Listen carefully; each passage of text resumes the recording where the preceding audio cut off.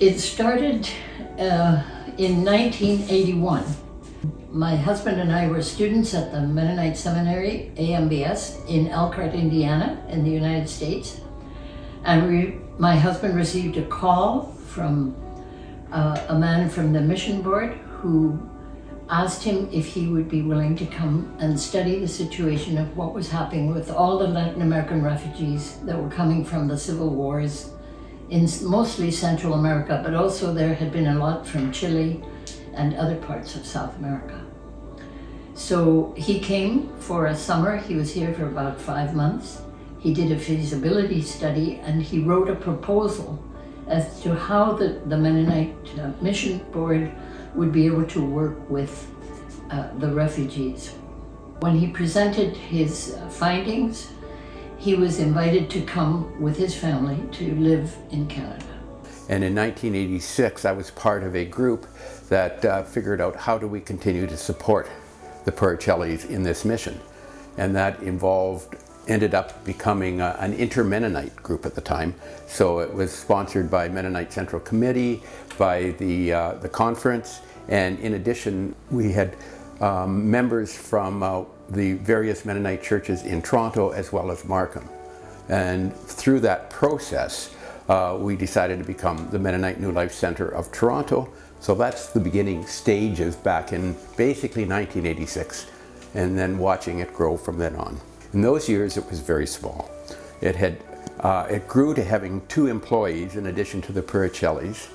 That was the early years, and then after that, moved to the corner of Woodbine and Danforth. It was just an office, just one office, and we were just 5 people, and that was it. There was nothing else. Some cubicles, and that's it. No different offices, no classes, nothing.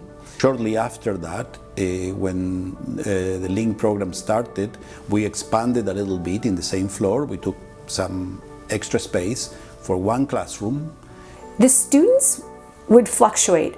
The numbers we wanted in the classroom was anywhere between like 18 to 25. We were always looking for those kind of numbers. They had created a staff family that had strong bonds and relationships among themselves. It changed significantly over the time that I was there. When I first arrived, it was a small team of about 10 people operating out of Toronto United Mennonite Church with a settlement program and a small-scale language training program. We added a site in Scarborough and this in North York. As time went on and we grew, it became more professionalized as opposed to the family atmosphere, but we kept the same passion for the Latin American community, for refugees, for connecting Canadians and newcomers to walk together, and that's where the motto came from. Tanya had a great idea. She started a program in psychotherapy.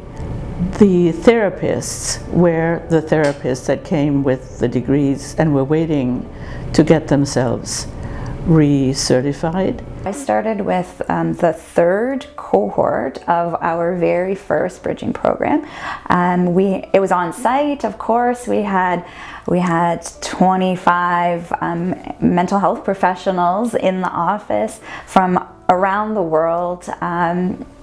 It was amazing. It sort of separated, very similar in heart to our current programs, still trying to figure things out. Now we have 4 programs. So we have this BREM, which is our flagship one.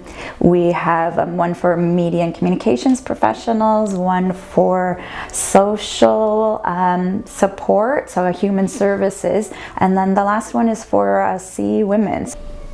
Well, in 5 years, I'm looking for us to be beyond just the GTA, looking for us to be full in all over Ontario. To be honest, it's a very unique service. If you take a look at the other services that are offered and compare them, there's nothing like MNLCT, nothing.